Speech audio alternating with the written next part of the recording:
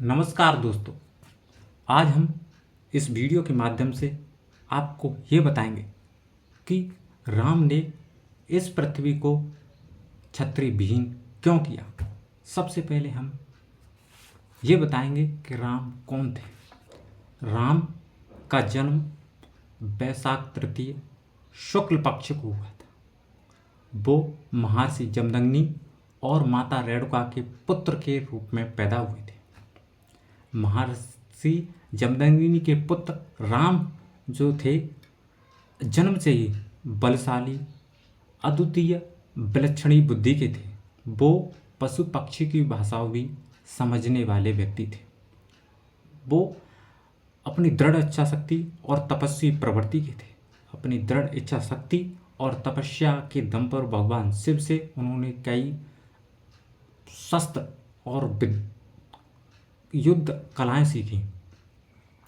इस सबसे प्रमुख अस्त्र था परशु। इसी परशु के कारण राम का नाम परशुराम पड़ा। भगवान परशुराम ने भगवान शिव से अमृत का वरदान मांगा, लेकिन भगवान शिव ने अमृत के वरदान के स्थान पर उन्हें चिरंजीवी वरदान का वरदान दिया। जब भगवान शिव से तपस्या करने के बाद परशुराम अपने घर पर लौट कर आए तो महर्षि जमदग्नि ने अपने पुत्र परशुराम से अपनी माता की हत्या करने के लिए कहा। तो उन्होंने अपने पिता के प्रति आज्ञाकारी होने और पितृभक्ति को प्रदर्शन के लिए उन्होंने अपनी माता का सिर धड़ से अलग कर दिया। मेरे साथियों, उन्होंने उस समय महर्षि जमदग्नि ने ऐसा क्यों कहा? महर्षि जमदग्नि ने अपनी पत्नी रेणुका को पानी लेने के लिए तालाब के किनारे भेजा तो वहाँ पर गंधर्वों के राजा चित्ररथ को अप्सराओं के साथ विचरण करते हुए देखा तो माता रेणुका का मन भ्रमित हुआ और वो पानी लाने में देरी हुई। इसी देरी के कारण महर्षि जमदग्नि ने उन पर शक किया और इसी शक के आधार पर परशुराम से अपनी माता की हत्या करने के लिए किया और उन्होंने हत्या कर दी। अब इस हत्या करने के बाद महर्षि जमदग्नि अपने पुत्र परशुराम से प्रसन्न हुए तो उन्होंने कहा कि पुत्र, मैं आपसे प्रसन्न हुआ, आप जो भी मांगना चाहते हो वो दिल खोल करके मांगो। तो भगवान परशुराम ने उनसे कहा कि पिता, मुझे देना ही है तो सिर्फ एक ही वर दे दो कि मेरी माँ को जीवित कर दो। तो महर्षि जमदग्नि ने अपनी तपस्या के दम पर माता रेणुका को जीवित कर दिया।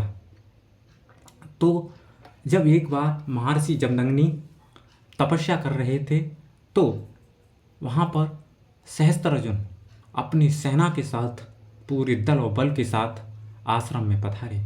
महर्षि जमदग्नि ने पाया कि सहस्त्रार्जुन उनके दर पर पधारे हैं तो उन्होंने एक राजा की भांति स्वागत और सत्कार किया, लेकिन सहस्त्रार्जुन उनके आश्रम में बंधी हुई कामधेनु गाय को लेने की इच्छा व्यक्त की, उन्होंने चुराने की इच्छा व्यक्त की। इस इच्छा का विरोध महर्षि जमदग्नि ने किया और तब सहस्त्रार्जुन ने महर्षि जमदग्नि की हत्या करने के बाद उस कामधेनु गाय को चुरा ले गए। तो भगवान परशुराम इस कृत्य को देख करके अत्यंत दुखी हुए, क्रोधित हुए। इस क्रोध के कारण ही भगवान परशुराम ने एक दो बार नहीं, इस पृथ्वी को 21 बार क्षत्रिय विहीन किया था। उन्होंने ऐसे क्रूर, आतताई, हिंसा प्रवृत्ति, अपराध प्रवृत्ति के क्षत्रियों को चुन चुन करके मारा, लेकिन जो अच्छे लोग थे उन्होंने उनका संरक्षण दिया। वो न्यायप्रिय व्यक्ति भी, न्यायप्रिय भगवान परशुराम थे जो भगवान शिव के छठे अवतार माने जाते हैं। वो ऐसा, जब उन्होंने क्षत्रिय विहीन करने के बाद वो उनका मन इस अपराध को करने के लिए मलिन होता गया, यानी कि उन्हें अपराध करने की इच्छा भर आई कि अब मुझसे ये काम नहीं होगा। तब उन्होंने इस पृथ्वी को अपने गुरु अपने गुरु कश्यप को दान में दे करके दे दिया और उनके गुरु ने भगवान परशुराम को महेंद्र पर्वत पर स्थान बनाने को आदेश दिया। तो भगवान परशुराम उस मार्ग में जाते हुए उन्होंने अपने परसे को समुद्र में फेंक दिया और महेंद्र पर्वत पर अपना स्थान बना लिया। आज ऐसा सुनने में आता है कि पुराणों के अनुसार आज भी भगवान परशुराम महेंद्री पर्वत पर तपस्या कर रहे हैं। वो भगवान विष्णु के अंतिम अवतार जो कलयुग का अंत करने के लिए पृथ्वी पर पैदा होंगे, वो होंगे कल्पी। उन्हें प्रशिक्षण देने के लिए आज भी वो तपस्या में लीन है। जब भगवान विष्णु के अंतिम अवतार कल्पी का पृथ्वी पर जन्म होगा, तब वो अपने भगवान कल्पी को प्रशिक्षण देंगे कलयुग का अंत करने के लिए।